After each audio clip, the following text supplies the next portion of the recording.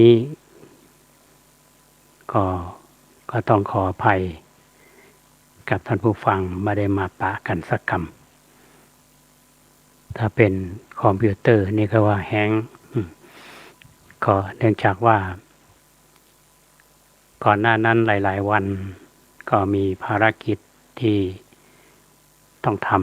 ำเป็นหน้าที่แต่วันนี้ก็มาปะกับท่านผู้ฟังถึงแม้ว่าซุ้มเสียงก็อาจจะว่าปกติอาจจะแหบไปพ่องหรือว่าเสียงบะใสก็ต้องขออภัยท่านผู้ฟังรายการของเรานั้นดังที่ท่านทั้งหลายได้ทราบร่มโพเป็นรายการที่อยู่กับท่านผู้ฟังมาเป็นเวลาหลายปีแล้วก็สิ่งที่นำมาคือท่านผู้ฟังได้ฟังก็เป็นสาระเป็นเรื่องของ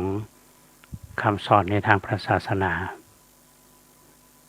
ก็นำเสนอท่านทั้งหลายได้ฟังกันหลายท่านก็ติดตามรับฟังบางท่านก็อาจจะเป็นผู้ติดตามเฝ้าฟังทั้งรับฟังและเฝ้าฟังอันนี้ก็ถือว่าเป็นบุญเป็นกุศล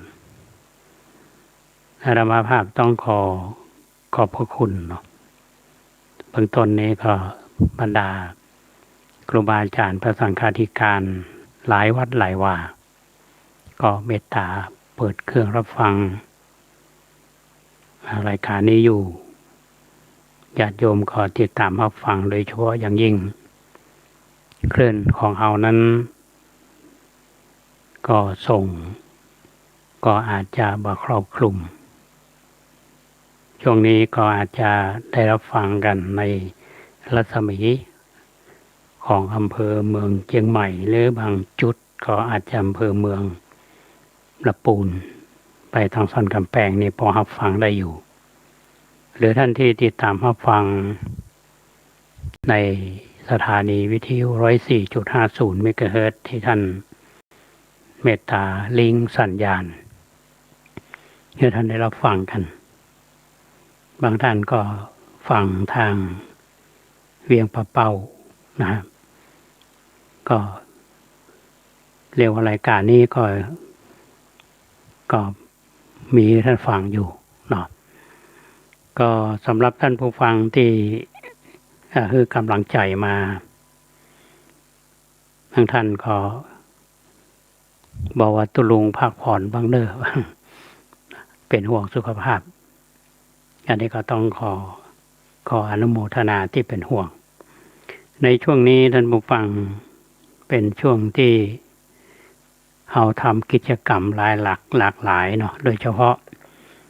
ที่วัดประแดงเรางานสำคัญก็มีงานทอดกฐินเมื่อวันที่17 พฤษภาคม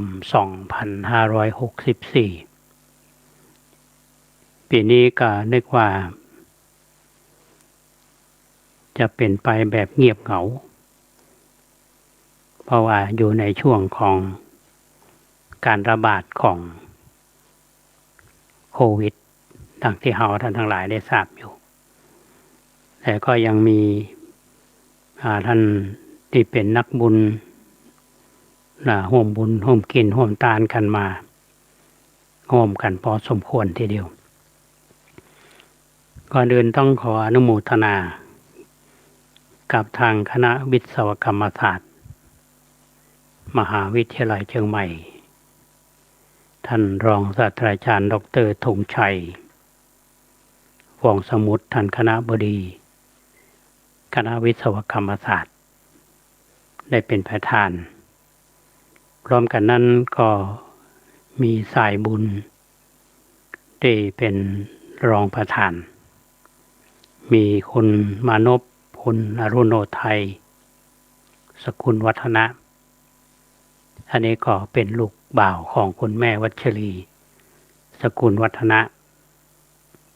ซึ่งสืบสานอุดมการณ์ในการสร้างบุญสร้างกุศลมาตั้งแต่ อาตมาภาพ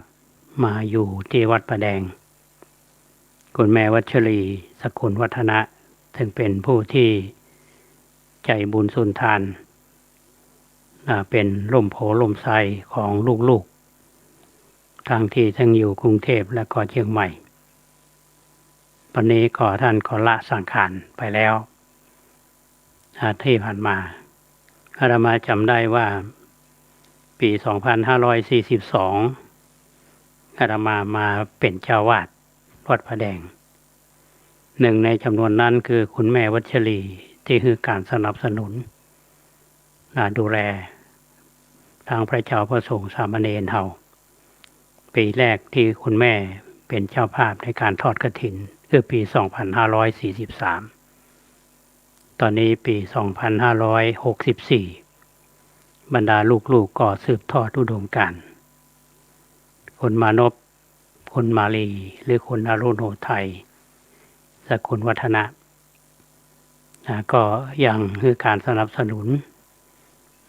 วัดประแดงเฮาอย่างเสมอต้นเสมอปลาย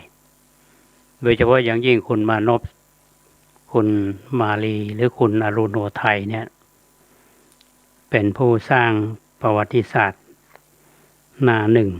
ของวัดประแดงเฮาอาตมาจำได้ว่าเมื่อปี 2543 เราทำบุญขึ้นปีใหม่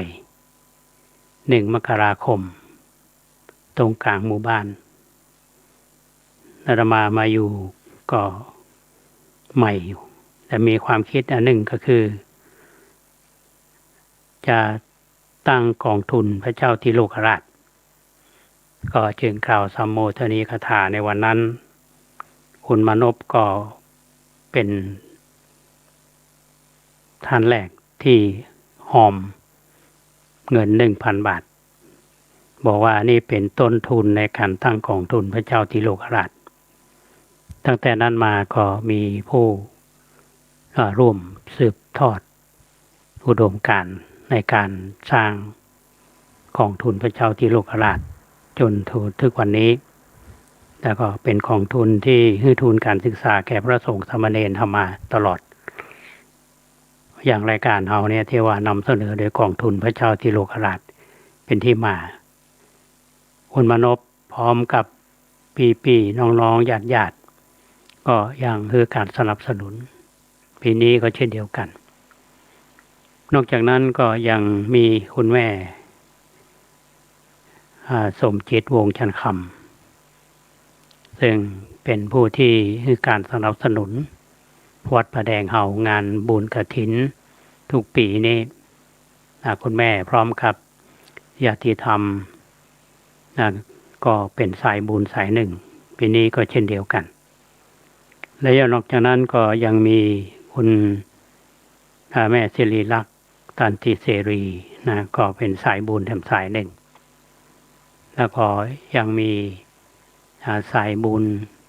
โดยเฉพาะพี่น้องศรัทธาวัดประแดงเฮาซึ่งประกอบไปด้วยคณะกรรมการหมู่บ้านซึ่งนำโดยแม่หลวงผ่องใสเพ่งมาวัน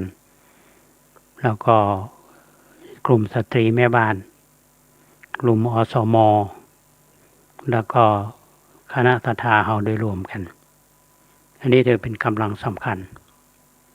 และที่เรียกว่าเป็นผู้สนับสนุนอย่างต่อเนื่องคือคณะวิศวกรรมศาสตร์มหาวิทยาลัยเชียงใหม่ตั้งแต่ท่านดร.สมเกียรติจอมจันยองคณบดีคณะวิศวกรรมศาสตร์ท่านก็คือการสนับสนุนในเบื้องต้นตั้งแต่ทำโครงการศึกษาประวัติศาสตร์พระพุทธศาสนาและพัฒนาวัดประแดงอย่างยั่งยืนเป็นงานวิจัยแล้วก็มาเป็นแผนแม่บทในการพัฒนาวัดประแดงเฮาคณบดีท่านต่อมาก็คือท่านผู้ช่วยศาสตราจารย์ดร.นัทวรยศอดีตคณบดีคณะวิศวกรรมศาสตร์ปัจจุบันนี้ท่านก็เป็นรักษาการรองอธิการบดีฝ่ายเทคโนโลยีและดิจิตอล แล้วก็มาท่านคณบดีท่านปัจจุบันคือท่านรองศาสตราจารย์ดร.ธงชัยฟองสมุทรพร้อมโดยผู้บริหารมีท่านรองคณบดีทุกฝ่ายแล้วก็มีผู้บริหารท่านอื่นนะเจ้าหน้าที่ก็คือการสนับสนุนเพราะฉะนั้นปีนี้ก็เป็นปีที่เราร่วมแรงร่วมใจกันทอดกฐินโดยเฉพาะอย่างยิ่งเพื่อให้เกิดบุญเกิดกุศลคือเราปฏิบัติตามหลักของพระธรรมวินัยซึ่งทางพุทธบริษัทเราก็คงตระหนักอยู่เรื่องนี้ก็คือการทอดกฐินนั้นปฏิบัติตามพระธรรมวินัยโดยถวายแก่พระที่จำพรรษาท่วนไตรมาสคือว่าครบ3 เดือนได้รับอานิสงส์แห่งการจำพรรษาคือรับกฐินอันนี้เป็นปัจจัยสำคัญที่ทางพุทธบริษัทเราควรตระหนักอย่างยิ่งนั่นก็คือปฏิบัติตามหลักของพระธรรมวินัยพระสงฆ์ที่จำพรรษาในประเด็นต่อมานั่นก็คือวัตถุประสงค์รองลงมาก็คือว่าการพัฒนาวัดนั้นก็พัฒนาท่านทางกายภาพและพัฒนาด้านของบุคคลเรื่องว่าศาสนาบุคคลก็จำเป็นอย่างวัดประแดงเขานี่เป็นวัดสำคัญทางประวัติศาสตร์แล้วก็ได้รับความร่วมมือจึงมีพัฒนาทางด้านกายภาพทางการอนุรักษ์สิ่งแวดล้อมตามเป้าหมายที่เราได้กำหนดไว้เพราะฉะนั้นในปีนี้ดังที่ท่านทั้งหลายได้ทราบ1วัตถุประสงค์นั่นก็คือเพื่อการบูรณะบันไดนาควัดประแดงแล้วก็สร้างกำแพงจำนวน74 ช่องอันนี้ก็เป็นสิ่งที่เราได้ตั้งเป้าหมายเอาไว้ก็ได้รับความร่วมไม้ร่วมมือจากผู้ใจบุญทั้งหลายโดยการร่วมแรงร่วมใจกันระดมทรัพย์ภายนอกเขาที่มีอยู่เนี่ยนะเพื่อจะให้สิ่งเหล่านี้เป็นไปตามเป้าหมายเพราะนั้นเป็นเรื่องที่เราท่านทั้งหลายได้สำนึกอยู่เสมอบรรยากาศของวันนั้นท่านผู้ฟังตั้งแต่เช้าเนาะ8 โมงป่ายน้อยๆเนี่ยทางคณะวิศวกรรมศาสตร์ซึ่งโดยการนำของท่านรองศาสตราจารย์ดร.ธงชัยวงศ์สมุทรรองคณบดีแล้วก็ทางเลขาและก็คณาจารย์และเจ้าหน้าที่ก็ประมาณ30 ท่านเอาตั้งขบวนที่หน้าวัดก็เรียกว่าลานกิจกรรมแล้วก็เคลื่อนขบวนขึ้นมาตามบันไดนาคซึ่งขณะนี้เขาได้บูรณะได้ประมาณ 80% ก็ที่เหลือนั้นเขาก็จะได้ทำต่อก็เป็นภาพที่มีความประทับใจอย่างยิ่งเป็นไปแบบเรียบง่ายขบวนของเขานั้นก็ได้รอบวิหารแล้วก็ทำการทอดถวายตรงเวลาพอดีคือ9 โมง 9 นาทีเริ่มต้นด้วยการประทานจุดธูปเทียนบูชาพระรัตนตรัยแล้วก็สมาทานศีลแล้วก็ได้กล่าว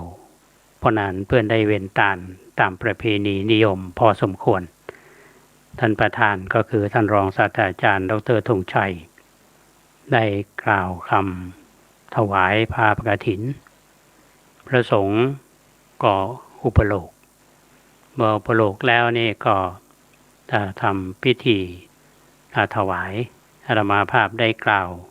สัมโมทนียคาถาอนุโมทนาบุญกับทุกท่านได้กล่าวถึงวัตถุประสงค์และการพัฒนาวัดท่านทั้งหลายก็อิ่มในบุญในกุศลเราใช้เวลาเพียง1 ชั่วโมงก็10 โมง 9 นาทีท่านผู้ฟังก็เสร็จสับเรียบร้อยหลังจากที่เราได้ แผ่เมตตากันเรียบร้อยก็เป็นไปแบบเรียบง่ายหลังจากนั้นเขาก็ได้มอบเข้ากล่องคือทางคณะวิศวกรรมศาสตร์ซึ่งจริงๆแล้วท่านก็เตรียมมาถวายประสงค์เขาแล้ววันกันนั้นคณะศรัทธาวัดประแดงเขาก็มอบเข้ากล่องแก่ผู้ที่มาร่วมงานก็เป็นไปด้วยความเรียบร้อยก็จึงขออนุโมทนามาอย่างทุกท่านมีอันหนึ่งก็หลายท่านที่เดินทางมาธรรมาภาพอาจจะไม่ได้ทักทายโอภาปราศัยเท่าที่ควรก็ต้องขอบคุณทางหน่วยงานทางคณะวิศวกรรมศาสตร์ทุกท่านและก็ทางเทศบาลที่ได้ให้ความร่วมมือในการสนับสนุนเต็นท์เก้าอี้แล้วทางเทศบาลก็มีตัวแทนเข้ามาร่วมในกิจกรรมครั้งนี้ก็คือท่านผอ.ตุ๊กตาหรือผอ.พานาภัยคุมสะดวกท่านผู้อำนวยการกองสวัสดิการแล้วก็ท่านผู้อำนวยการกองการศึกษาท่านผอ.อรุณรัตน์แล้วก็หัวหน้าฝ่าย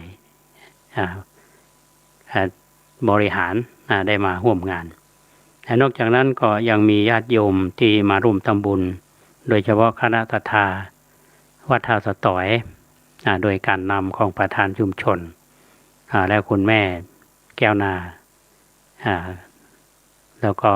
ศรัทธาหลายๆท่านที่มาร่วมกันต้องขออนุโมทนามาณโอกาสนี้ก็ขอท่านผู้ฟังได้รับทราบและอนุโมทนาร่วมกันโดยเฉพาะการทอดกฐินซึ่งเป็นไปด้วยความเรียบร้อยแบบเรียบง่ายแต่ที่น่าอนุโมทนาอย่างยิ่งก็คือคณะกรรมการคณะศรัทธาวัดพระแดงเขาที่ให้การสนับสนุนเตรียมงานโดยเฉพาะอย่างยิ่งแม่หลวงวันเพ็ญขันธยะพร้อมกับคุณชายพโลศิลป์คุณปริศนาพโลศิลป์ได้ให้การสนับสนุนนำภัตตาหารมาถวายพระสงฆ์องค์เนรและเลี้ยงหมู่เห่าที่มาเตรียมงานและวันงานแล้วก็ยังมีญาติธรรมหลายท่านที่มาคณะศรัทธาวัดหัวฝายซึ่งเป็นสายบุญเพิ่นก็นำเข้ากล่องนำอาหารมานี่ก็ต้องขออนุโมทนาบุญถ้าหากว่ามีอย่างขาดตกบกพร่องเนาะอาตมาภาพในฐานะที่เป็นเจ้าวาดข้าพเจ้ารับผิดชอบแต่เพียงผู้เดียวบุญใดกุศลใดที่เราทำร่วมกันก็คือได้บุญด้วยกันก็ต้องขออนุโมทนาญาติโยมที่บ่ได้มาร่วมบุญแต่ท่านก็ทำบุญผ่านธนาคารมาอันนี้ก็ถือว่าบ่ได้มาแต่ว่าจิตใจมาได้บุญได้กุศลเหมือนกันอยู่บ้านขออนุโมทนาขอบคุณครับทุกท่านที่ได้ทำบุญมาในโอกาสนี้อันนี้เป็นเรื่องของงานทอดกฐินอันนี้เป็นเรื่องที่ต้องขอบคุณนะครับกับทุกท่านทั้งหมู่เฮาทั้งพี่น้องที่มาร่วมงานเป็นการทอดกฐินเมื่อทอดกฐินเสร็จแล้วเนี่ยท่านผู้ฟังมันก็มีงานต่องานยี่เป่งวันที่19ยี่เป่งปีนี้แม่ทางตั้งวัดเพิ่นก็จัดอยู่ก็เป็นไปแบบเรียบง่ายอย่างที่ท่านทั้งหลายได้หันบรรยากาศในส่วนกิจกรรมแต่ละวัดเนี่ยนอกจากเราทำบุญตักบาตรเป็นประจำเนาะแล้วก็มีการตั้งธรรมหลวงในสมัยก่อนแต่ปีนี้วัดประแดงเราก็จัดเทศมหาชาติอาตมาใช้คำว่าฉบับกระเป๋าอย่างบางวัดอย่างวัดโลกมูลีเนี่ยเพิ่นก็จัดใหญ่นิมนต์พระมาเทศและญาติโยมก็ไปร่วมทำบุญกันที่วัดประแดงเฮานี่เฮาถือว่าเฮารักษาประเพณีคือคงอยู่แต่ว่ารูปแบบการจัดก็เป็นไปแบบเรียบง่ายเป็นไปด้วยความเรียบร้อยวันที่19นะก็มีญาติโยมมาร่วมทำบุญกันพอสมควรมาร่วมกิจกรรมปีหน้าฟ้าใหม่เขาก็จะกิจกรรมแถมถึงแม้ว่าเขาจะอยู่มาในบรรยากาศของโรคระบาด ในปีนี้โควิดแต่ว่าก็บ่เป็นปัญหาเราก็ทำไปตามที่เราพอจะทำได้และภายใต้มาตรการของกระทรวงสาธารณสุขอันนี้ก็ผ่านไปด้วยความเรียบร้อยแล้ววันนี้ท่านผู้ฟังวันที่21เดือนพฤศจิกายนทางที่อาตมาภาพได้แจ้งผ่านรายการนี้ว่าคณะสงฆ์เอาในประเทศเนี่ยนะเขามีการจัดการศึกษาในแผนกนักธรรมแล้วก็มีการวัดผลก็มีการสอบนักธรรมชั้นโทนักธรรมชั้นเอกก็เรียกว่าแม่กองธรรมสนามหลวงเนาะที่เป็นรับผิดชอบเพราะฉะนั้นช่วงวันที่21 22 23 24ประเทศไทยเขาเนี่ยทุกจังหวัดมีการสอบนักธรรมชั้นโทและนักธรรมชั้นเอกในส่วนของอำเภอเมืองเฮาปีนี้ได้แยกสนามสอบมี3สนามก็คือสนาม1ก็คือวัดพระสิงห์มีวันนี้พระเดชพระคุณท่านเจ้าคุณพระเทพปริยัติเจ้าคณะจังหวัดเชียงใหม่เมตตาไปเป็นประธานในการวัดในการสนามสอบสนามสอบที่2คือวัดเชตุพนท่านพระครูวิทิตศาสนาธรรองเจ้าคณะอำเภอเมืองวัดพระสิงห์เป็นประธานในสนามสอบก็คือไปนำไหว้พระสวดมนต์แล้วก็ฮือโอวาทส่วนสนามสอบที่3เนี่ยก็คือวัดศรีโสดาวันนี้ได้รับความเมตตาจากพระเดชพระคุณท่านเจ้าคุณ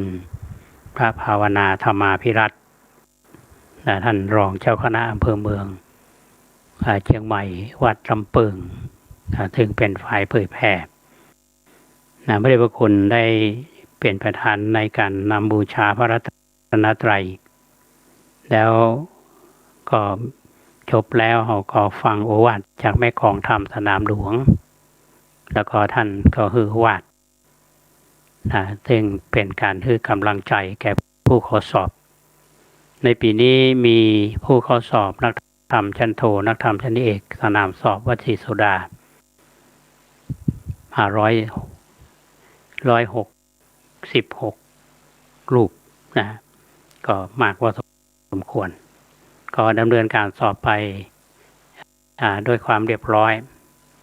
แล้วก็ได้รับความเมตตาจากพระเถระโดยเฉพาะพระเดชพระคุณท่านเจ้าคุณพระเทพปริยัติเจ้าคณะจังหวัดเชียงใหม่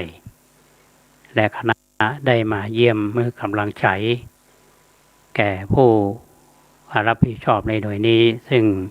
พระเดชพระคุณได้มอบหมายให้อาตมาภาพเป็นประธานคณะกรรมการในสนามสอบวัดศรีโสดาพร้อมทั้งคณะกรรมการของเลขาหน่วยเฉลียและกรรมการควบคุมห้องสอบวันนี้เราสอบวิชาแรกก็คือวิชาเรียงความแก้กระทู้ธรรมก็เป็นไปด้วยความเรียบร้อยเมื่อจบแล้วเนี่ยประมาณสัก4 โมงป่ายนะท่านผู้ฟังอาตมาก็กลับเป็นองค์เรียกว่าสุดท้ายก็หลังจากท่านเจ้าคุณภาวนาธรรมาภิรัตน์วันนี้ไปถึงสนามสอบก่อนเปิด พระครูโกศิษฐ์ในฐานะที่เป็นประธานกรรมการสนามสอบไปถึงสนามสอบถึงห้องประชุมนี้ยังไม่มีไผมาเลยเพราะว่าประมาณสักเที่ยง9 นาทีไล่หลังสักกรรมเนี่ยท่านเจ้าคุณภาวนาเพิ่นเข้ามาแล้วก็ประสงค์ก็ทยอยกันมาเมื่อถึงเวลาเที่ยงครึ่งก็ได้ไหว้พระแล้วก็ฟังโอวาททำลำดับก็อันนี้เป็นเรื่องราวสนามสอบที่วัดศรีโสดาก็นำมาเล่าสู่ท่านทั้งหลายได้ฟังกันนะครับซึ่งวันนี้ก็ถือว่าทุกท่านที่ไปปฏิบัติหน้าที่ก็ด้วยความเสียสละ วันนี้เท่าที่หันกันเนี่ยฮะมีหลวงพ่อขาวกันตะสีโลท่านเป็นประธานอบต.หรือเจ้าวาดวัดโป่งน้อยอยู่จนถึงเสร็จพิธีสอบเหมือนกันและนอกจากนั้นก็ยังมีคณะกรรมการที่ช่วยกันดูแลก็ด้วยความเสียสละวันพรุ่งนี้ก็จะมีการสอบวิชาธรรมะทั้งในระดับของนักธรรมชั้นโทนักธรรมชั้นเอกก็จะดำเนินการไปจนถึงวันที่24เพราะฉะนั้นท่านผู้ฟังที่อยู่ใกล้สนามสอบใดนะครับใกล้สนามสอบวัดพระสิงห์สนามสอบวัดเจตุพนถ้าท่านจะนำน้ำปานะก็ดีหรือน้ำดื่มอย่างนี้ไปร่วมสนับสนุนกิจกรรมของคณะสงฆ์นี่ก็เชิญสถานที่ไกลๆของในอำเภอเมืองเราเนี่ยนะครับเพราะฉะนั้นวันนี้อาตมาภาพก็นำเรื่องราวข่าวสารเราท่านทั้งหลายได้ฟังกันเป็นเรื่องที่เป็นกิจกรรมของวัดพระแดงคืองานทอดกฐินประจำปีแล้วก็เป็นงานยี่เป่งยี่เป่งปีนี้เป็นสีสันสดใส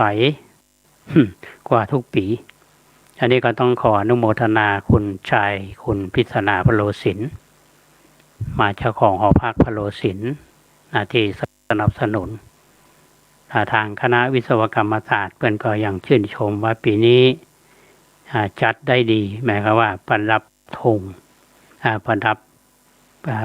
ก็เรียกว่าโคมเนาะโคม300 กว่าลูกเนาะจัดอันนี้ก็ต้องขออนุโมทนาเป็นบุญเป็นกุศลเป็นอย่างยิ่งนะครับอันเป็นเรื่องของงาน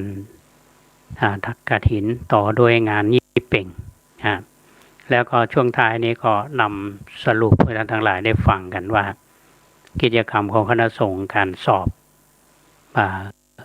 สนามสอบแต่ละแห่งนะครับก็เราสามารถที่จะติดตามความเคลื่อนไหวได้เพราะว่าแต่ละสนามสอบนั้นก็จะมีการส่งภาพเนาะภาพของแต่ละสนามสอบผ่านกลุ่มไลน์ของคณะสงฆ์เราสามารถที่จะทราบได้ว่าใครอยู่สนามสอบไหนอันนี้เป็นเรื่องราวที่นำมาอู้สู่ท่านทั้งหลายได้ฟังกันปกติครึ่งรายการนี้เราก็จะพักท่านผู้ฟังพักรายการอาจจะมีเพลงแต่วันนี้มาแน่ใจว่าพวกผู้คุมเสียงนี่จะยังอยู่ไหมยังมีสัญญาณนะครับก็ถ้าบ่มีสัญญาณว่าจะยังบ่พักเตื่อยธรรมภาพก็คงจะเขาเรียกว่ายักยาวเนาะถ้าเป็นสำนวนของมวยนี่เขาว่าตอนนี้น่าจะโยนผ้าก็โยนมาได้เดิมอันนี้ต้องขอบคุณครับทุกท่านที่ติดตามรับฟังและรับชมนอดทางวิทยุ 92.25 ของเราและท่านที่ติดตามทางไลฟ์สดของอาตมาตอนนี้มีเนนน้อยสั่งเหลือกำลังรับชมอยู่เพื่อนก็บอกว่าเสียงแหบไปหน่อยเสียงแห้งไปหน่อยมาน้อยสักคำนะครับหายไปวันหนึ่งก็เสียงยังแบบปกติเถอะแต่ครับที่อยู่ได้ครับใจอยู่ยากอันนี้มาไกลอยากอำเภอลีบอกว่าก็ยังรับชมอยู่อันนี้ก็คนติดตามผ่านไลฟ์สดวันนี้ก็คงจะมีผู้ติดตามอยู่นะครับอย่างไรก็ตามท่านผู้ฟังกิจกรรมของคณะสงฆ์เฮานี่ยังมีอย่างต่อเนื่องหลังจากที่เดือนพฤศจิกายนเนี่ยผ่านไปก็เดือนธันวาคมก็จะขึ้นมาแล้วไม่กี่วันก็จะสิ้นปี2565เนี่ยก็จะมาเยือนหอมละถ้าเป็นลูกเป็นหลานนะว่าโอ้ใหญ่เว้ยเท่าน้อยนะใหญ่เว้ย คนเฒ่าบางทีหันลูกหันหลานมาโอ้ยน้อยอย่างมันน่าฮักใหญ่บุยแต่ในทางกลับกันนี่ถ้ามาถามว่าเฮานี่บ่ใช่ใหญ่บุยนะเท่าไปแถมปีหนึ่งเพราะฉะนั้นเวลาที่มันผ่านไปแต่ละวันเนี่ยท่านผู้ฟังมันต้องให้มันมีค่าอย่างเราเคยได้ยินว่าเวลาเป็นเงินเป็นทองอาตมาฟังแล้วมาเข้าใจสมัยก่อนมันเป็นเงินเป็นทองจะได้เวลา24 ชั่วโมงเนี่ยนะครับถ้าใครบริหารเวลาได้ให้มีค่าที่สุดนะบางทีเราก็พลาดเวลาโดยไม่ได้ทำสิ่งอย่างที่เป็นประโยชน์ยามที่เราเรียนหนังสือเราก็บ่เรียนยามเราทำงานเราก็บ่รับผิดชอบยามที่เรามีหน้าที่ก็บ่รับผิดชอบงานพลาดเวลาผ่านไปนะก็อย่างที่เราเคย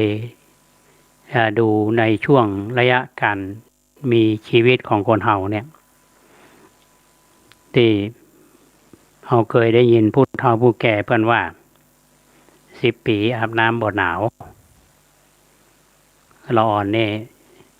เล่นอย่างเดียวเนาะ10 ปีอาบน้ำบ่หนาว20 ปีแอวสาวบ่ไก่30 ปีนี่บ่นายสงสาร30 ปีนี่กำลังม่วน40 ปีนี่อาการเหมือนฟ้าผ่าเป็นวัยทำงาน50 ปีสาวน้อยดาบ่เจ็บใจมันเป็นได้เพิ่นถึงว่าแสดงว่าวัยเนี้ยเป็นวัยเป็นคนที่มีเหตุผลมาใช้อารมณ์นะมีอย่างที่มากระทบกระทั่งจิตใจเนี่ยต้องคิดต้องวิเคราะห์ก่อนมีประสบการณ์พอสมควรเรียกว่าสาวน้อยดาบ่เจ็บใจ60 ปีนี่ไอเหมือนฟานโคกเราคงไม่ได้ยินกันเนาะเอาอยู่ในเมืองนอกจากเราไปดูสวนสัตว์นะฟานโคกคงเป็นจะไดถ้าอยู่ป่านี่ได้ยินอยู่70 ปี บ่หกเต็มตัว80 ปีนี่ไข้หัวเหมือนให้90 ปีไข้ก็ตายบ่ไข้ก็ตายถ้าคนเลย90 ปีเนี่ยก็ถือว่ามีบุญละอย่างญาติโยมหลายๆท่านเนี่ยเป็นผู้มีบุญเพื่ออายุยืนเมื่อคนอายุยืนมาได้นอนแช่ขี้แช่เยี่ยวอยู่ก็วาระเท่าใดแต่ถ้าร่างกายแข็งแรงยังทำกิจกรรมยังได้ก็ถือว่าเป็นผู้ที่มีร่างกายสมบูรณ์แข็งแรงเพราะฉะนั้นเราจำเป็นอย่างยิ่งท่านผู้ฟังว่าในชีวิตของคนเฮาเนี่ยจะต้องบริหารเวลาบริหารร่างกายของเราบริหารอย่างให้มันลงตัวเปิ้นบอกว่ามันจะต้องวางแผนอันนี้สำคัญนะเป็นเรื่องที่ทุกคนเนี่ยทราบกันอยู่ถ้าเราวิเคราะห์ดูเนี่ยท่านผู้ฟังว่าในชีวิตของคนเราเนี่ยบางช่วงเนี่ยมันก็เลวไหลเหมือนกันเนาะถ้าถามว่าบทเรียนแห่งชีวิตนี่มันมีอยู่คนที่เคยเจ็บแล้วเนี่ยมันต้องจำแล้วก็ต้องนำมาคิดพินิจพิเคราะห์ดีว่ามันสาเหตุมาจากอย่างเพราะฉะนั้นวันแต่ละวันเนี่ยต้องสร้างเวลาให้มันมีค่าอย่างใดอย่างถึงวันเนี้ยเอาปะกันเขาจะรู้ว่าโอ้เวลามันผ่านไปเวยเนาะอย่างคนอากาศเนี่ยเมื่อเช้าขายมามีวันผ่านไปเดี๋ยวก็11 โมงเดี๋ยวก็เที่ยงเดี๋ยวก็บ่ายเดี๋ยวก็วันแมลงละเดี๋ยวก็มืดเดี๋ยวก็แจ้งนี่หมายถึงว่าคนที่คิดอยู่ตลอดเวลาที่บริหารเวลาทำเวลาให้มีค่าเนี่ยจะเห็นว่าเวลาเนี่ยมันน้อยมันเวยถ้าคนมาเยอะอย่างนี้เมื่อใดมันจะค่ำสักเตื่อเพราะฉะนั้นเปิ้นก็ฮือเฮาบริหารเวลาพระพุทธเจ้าเฮาเปิ้นก็บริหารเวลาน่าจะเป็นแบบอย่างได้เป็นอย่างดีอย่างเฮาเคยได้เรียนเรื่องของเขาเรียกว่าบริหารเวลาแบบพระพุทธเจ้า เจ้ามืดเนี่ยเป็นแย่จะใดเหมือนกับส่องดูสัตว์โลก ก็แล้วเวลา ที่เราแปลหนังสือนี่เข้าใจกันว่า ปัจจุสมัยคือใกล้ลุงจะต้องตรวจดูสัตว์โลกตรวจดูสัตว์โลกเหมือนกับว่าเรามีมอนิเตอร์อยู่เนี่ยว่าไผ่จะมาปรากฏในจอเนี่ยดังนั้นทุกเจ้าเนี่ยพระพุทธเจ้าท่านจะตรวจดูสัตว์โลกว่าเจ้านี้เขาจะต้องไปโปรดสัตว์ของความหมายของพระพุทธเจ้าก็คือไปแสดงธรรมแสดงธรรมไปโปรดคนนั้นคนนี้ถึงแม้ว่าอาจจะบ่เกิดศรัทธาเลยแต่ว่าพระองค์ท่านสามารถที่จะอย่างรู้ได้ว่าคนคนนั้นเนี่ยจะได้มีโอกาสได้ฟังธรรมแล้วก็ได้บรรลุธรรมอันนี้คือเรียกว่าไปโปรดสัตว์เช้าบิณฑบาตตอนเช้านี่ออกบิณฑบาตที่ว่าไปโปรดสัตว์เนี่ยนะที่จริงก็คือไปฮือแนะแนวทางแห่งชีวิตไปแสดงธรรมคือคนนั้นได้บรรลุธรรมในสมัยนั้นคำว่าโปรดสัตว์เช้าบิณฑบาตเย็นไม่ขาดแสดงธรรมตอนเย็นนี่แสดงธรรมแก่พระเจ้าประสงค์สอนพระณยามค่ำหมายความว่าตอนค่ำเนี่ยจะต้องสอนภิกษุเราได้ยินเรื่องอย่างอาตมานำมาเล่าท่านทั้งหลายฟังก็ดีเวลาทุกเจ้าประชุมกันในสภาที่ประชุมเนี่ยโจทนากันหลายๆเรื่องนั้นเรื่องนี้พอพระพุทธเจ้าเสด็จมาเนี่ยเงียบพระพุทธเจ้าท่านจะถามว่าถ้าภาษาชาวบ้านเขาก็คุยกันเรื่องอะไรนะเรื่องสนทนาทำกันเรื่องอะไรจะมีทุกเจ้าได้กราบทูลเรื่องนั้นเรื่องนี้ว่าเรื่องนั้นมันเป็นเพราะเหตุใดถึงเป็นอย่างนี้พระพุทธเจ้าก็ถือโอกาสแสดงธรรมคือพระสงฆ์เนี่ยได้ฟังกันก็คือเรื่องในพระสูตรที่เราศึกษากันในพระไตรปิฎกเนี่ยท่านผู้ฟังนี่เป็นการบันทึกสอนพระณยามค่ำกลางคืนนี่พร่ำเทพปัญหากลางคืนก็ตอบปัญหาเทวดาพระอัฏฐกถาจารย์เพิ่นบอกว่าตอบปัญหาเทวดาเนี่ยก็อาจจะหมายทั้งสมมุติเทพแล้วก็เทวดาโดยกำเนิดสมมุติเทพเนี่ยก็คือหมายถึงพระราชายามเมื่อกลางวันเนี่ยมีราชกิจก็สามารถที่จะเข้าเฝ้าฟังธรรมจากพระพุทธเจ้าได้ก็เสด็จมาเมื่อคืนนะครับ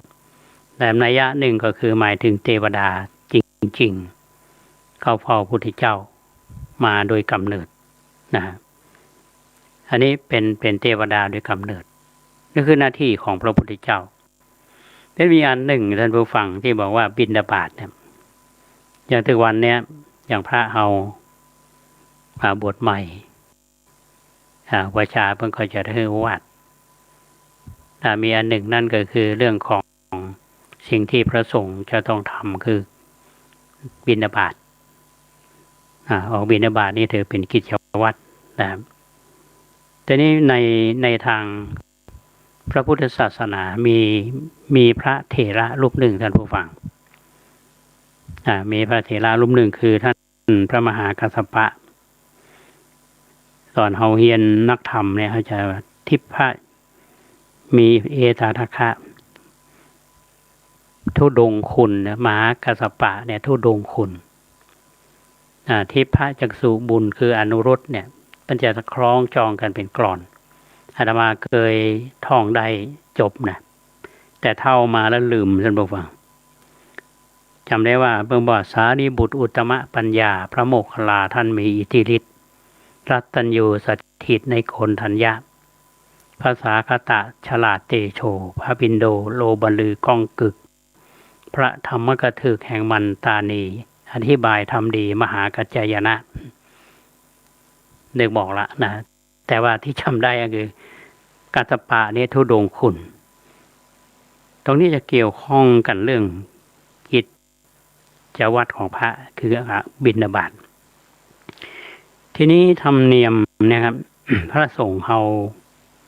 เมื่อเพื่อนปฏิบัติเขาเรียกว่าเข้าสมาธิเนาะหรือที่เรียกว่านิโรธสมาบัติจะอยู่อย่างนิโรธสมาบัติ7 วันนี่เรื่องมีอยู่ในพระสูตรจะเล่าท่านทั้งหลายได้ฟังสักหน่อยหนึ่งว่าคนที่อยากทำบุญนี่ไม่ใช่ว่ามนุษย์เขาอย่างเดียวนะเทวดาก็ค่ายทำบุญสมัยหนึ่งพระพุทธเจ้าพันประทับอยู่ที่พระเวฬุวันในเมืองราชคฤห์เนี่ยท่านมหากัสสปะได้เข้าสมาธิที่ถ้ำปิพริคูหานั่งอยู่ 7 วันพอพ้นวันที่7แล้วท่านก็ออกจากสมาธิเขามีคำกึศว่าก็ควรจะเข้าไปบิณฑบาตในเมืองราชคฤห์ใจท่านนี่คือออกจากนิโรธสมาบัติแล้วเนี่ยจะไปโพดคนทุกข์จะเอาว่าทุกขตะนั่นแหละแต่ว่าพอเทวดาในหูเทวดาทั้งหลายเนี่ยประมาณ500หูว่ามหากัสสปะนี่จะไปบิณฑบาตในเมืองก็เตรียมขวนขวายหาของที่จะถวายบิณฑบาตแก่มหากัสสปะนี่ปรากฏว่าท่านได้ห้ามเทวดาพญาอินทร์นี่นะคือพญาอินทร์นี่ก็เตรียมมากันแต่ท่านมหากัสสปะท่านก็รู้นะว่าเทวดานี่จะมาท่านห้ามเทวดาอื่นๆนะบ่คือมาใส่บาตรแต่ท่านก็ไปบิณฑบาตในกรุงราชคฤห์ทีนี้พญาอินทร์เนี่ยก็ค่าได้บุญท่านผู้ฟังพญาอินทร์นี่ก็ถือว่าเป็นยอดของเทวดาทั้งหลายแล้วพอรู้ว่าท่านมหากัสสปะเนี่ยออกจากสมาธิอยากเข้าออกจากนิโรธสมาบัติ7 วันนี่ก็แปลงกายเป็นสองตายายไปนั่งต่อ6อยู่เนาะก็ไปแถลงเปรตเพราะนั้นมหากัสสปะเนี่ยท่านก็ไปบิณฑบาตพอสัตตาหันเนี่ยช่างทอผ้าจำแรงมาหันแต่ไก่ก็ออกไปต้อนรับ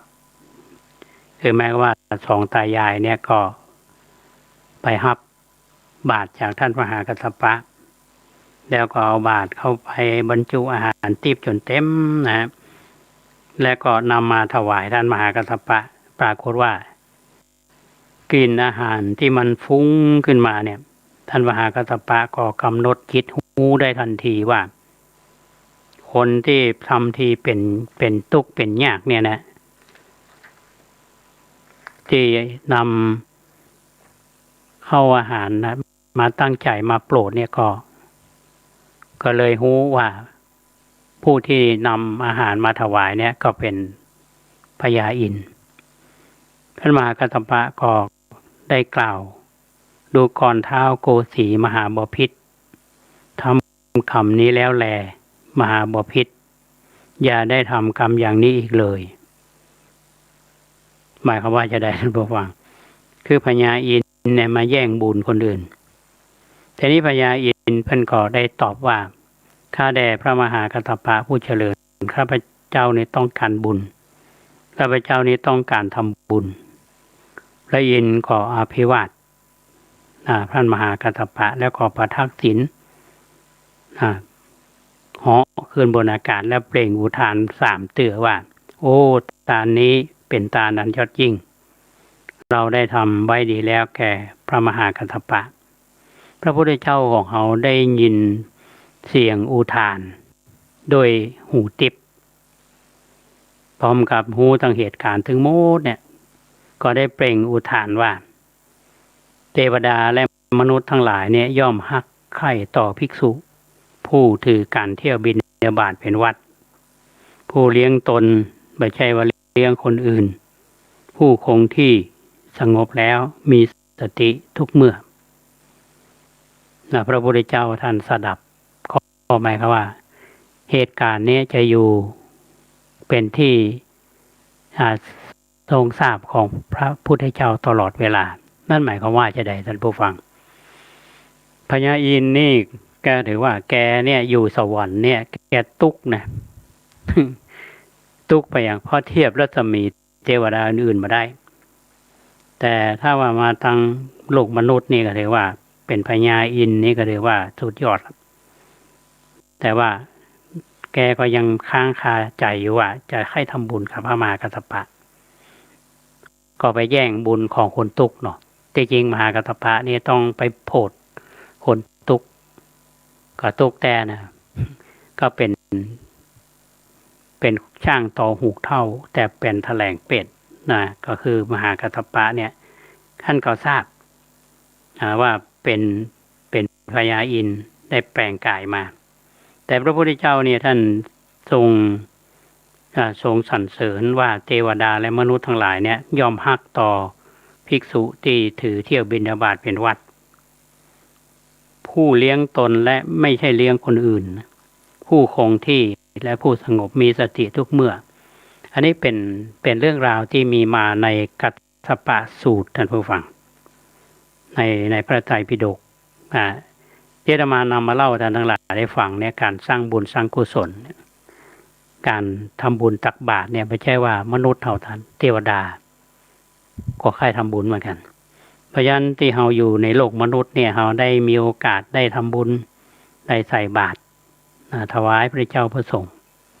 ก็บำรุงพระศาสนาเนี่ยเราก็ถือว่า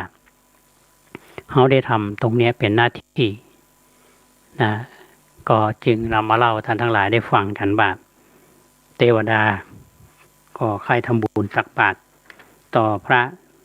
ผู้ที่ถือบิณฑบาตเป็นวัดอย่างเช่นท่านพระมหากัสสปะอันนี้เป็นหัวข้อธรรมะฝากท่านทั้งหลายในช่วงเวลานี้ช่วงเวลาที่เหลืออยู่นี้ท่านผู้ฟังมีข่าวคราวเนาะว่าของทางคณะสงฆ์คือท่านทั้งหลายได้ฟังกันเพราะรายการของเฮานั้นมีต้องข่าวของคณะสงฆ์ตัวเนาะข่าวคราวของทางวัดเฮาตัวคือท่านทั้งหลายได้ฟังกันในช่วงเดือนพฤศจิกาเนี่ยตอนปลายเดือนมีงานก็เรียกว่างานพระราชทานเพลิงศพเนาะก็คนจัดหลายวันเหมือนกันนะถึงช่วงก่อนเนี่ยที่ธรรมาภาพนำข่าวท่านทั้งหลายได้ฟังกันก็เนื่องจากว่าท่านพระครูกิติปริยัตยาธรหรือท่านพระมหาสงฆ์กิติยาโนอายุ85ปีพรรษา65อดีตผู้ช่วยเจ้าวาดวัดพระรามหลวงวัดเจ็ดยอดเนี่ยได้ถึงแก่มรณภาพ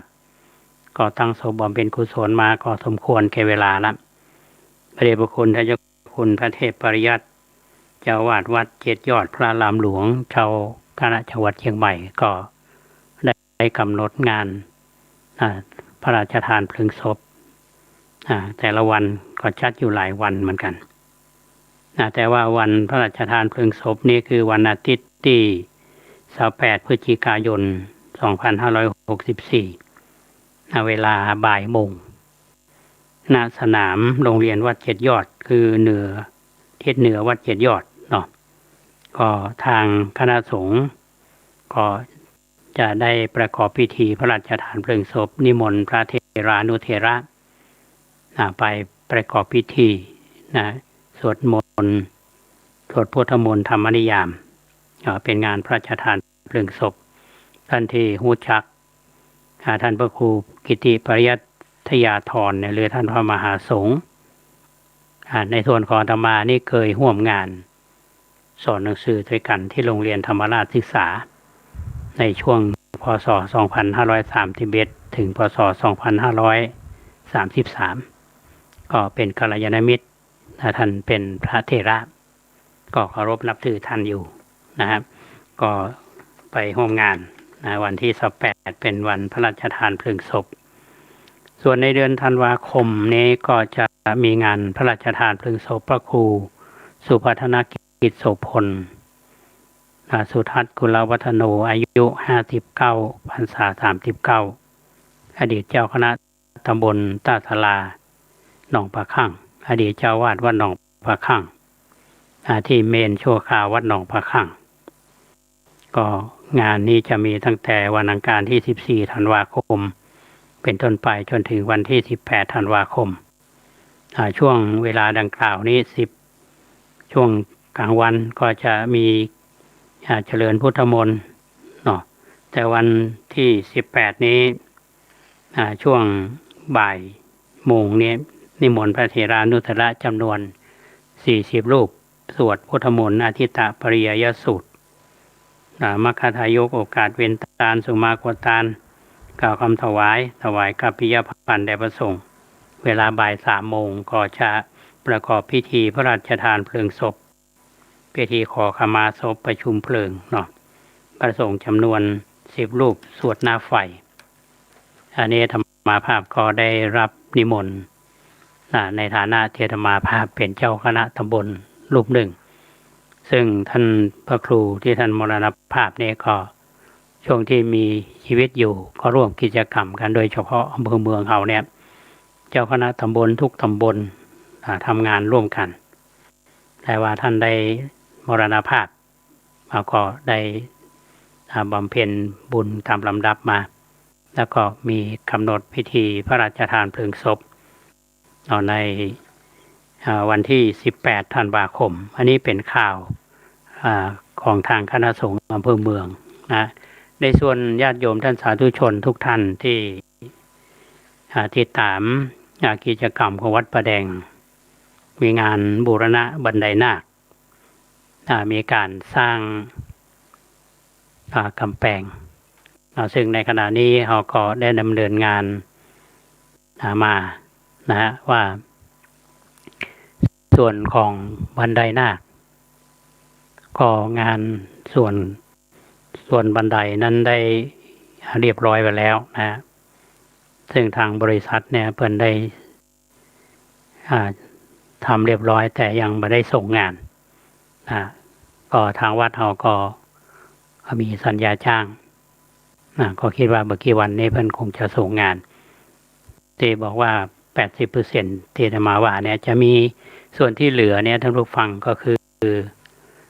มีการทาสีบันไดนาค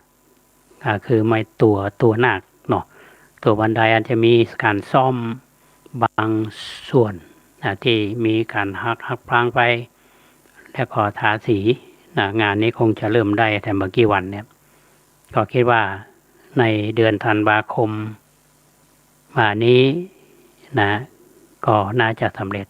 งานบูรณะบันไดนาคส่วนการสร้างกำแพงนี้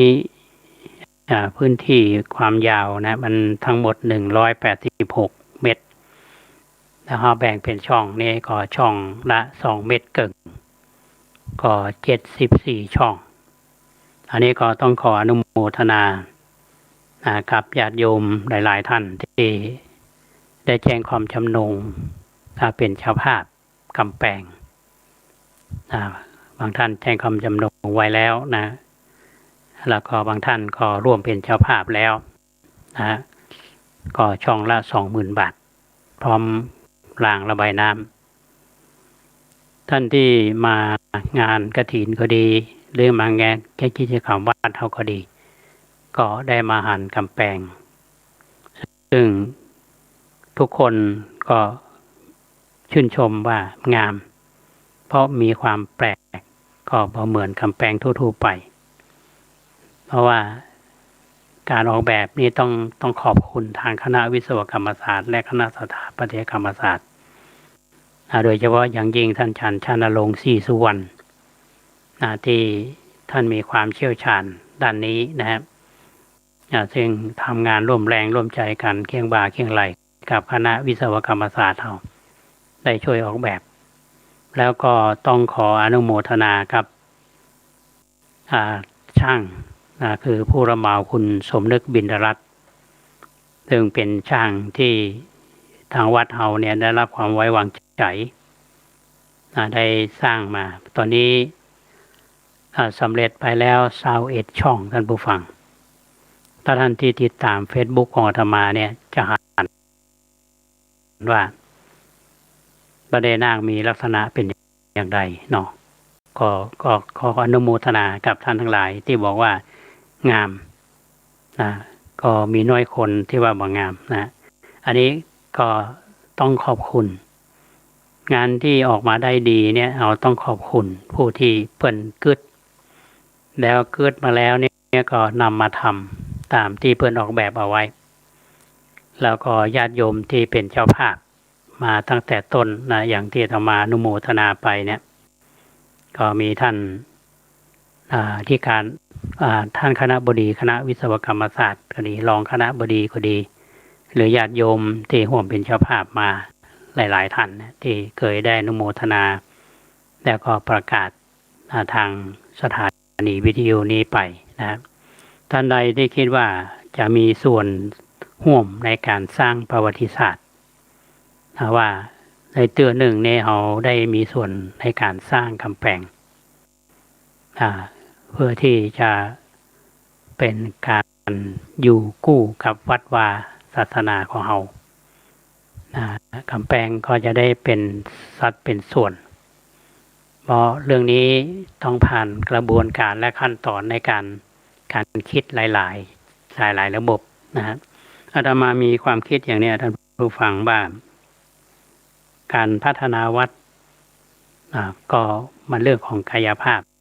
ต้องคำนึงถึงเรื่องของภูมิทัศน์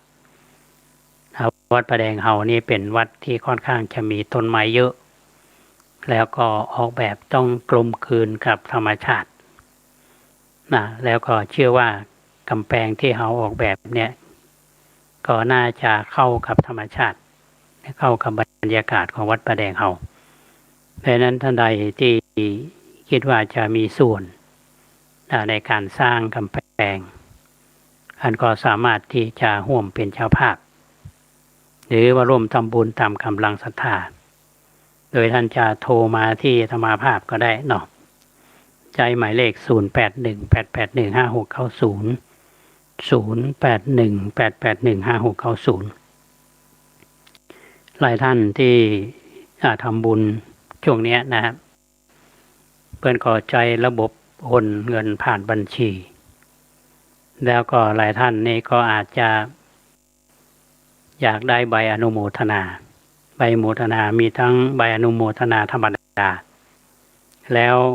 ก็ใบอนุโมทนาที่เป็น e-donation ท่านสามารถที่จะโอนเข้าบัญชีของวัดเฮาผ่านธนาคารแล้วสลิปมันจะบอกว่าท่านสามารถที่จะนำไปลดภาษีได้หลายท่านต้องการแบบนั้นนี่ก็อำนวยความสะดวกแก่ญาติโยม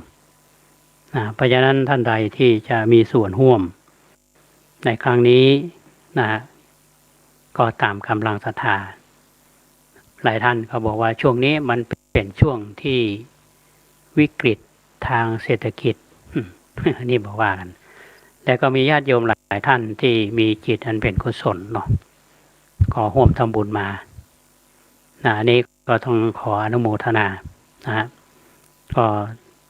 สอบถามที่ธรรมาภาพได้เช่นเดียวกันย้ำหมายเลขเนาะ0818815690 ท่านที่เข้ามาดูรับฟังเนาะก็ต้องขอบคุณทุกท่านโดยในวันนี้พอเวลาแล้วก็จะหมดเวลาพอดีท่านผู้ฟังวันนี้สุ่มเสียงแห้งแหบเนาะอาจจะแหบจะได้แหบเสน่ห์หรือว่าแหบแบบใดกับหัวเนาะก็ต้องฟังมาถึงช่วงท้ายของรายการก็ต้องขออนุโมทนาขอบคุณทุกฝ่ายเนาะที่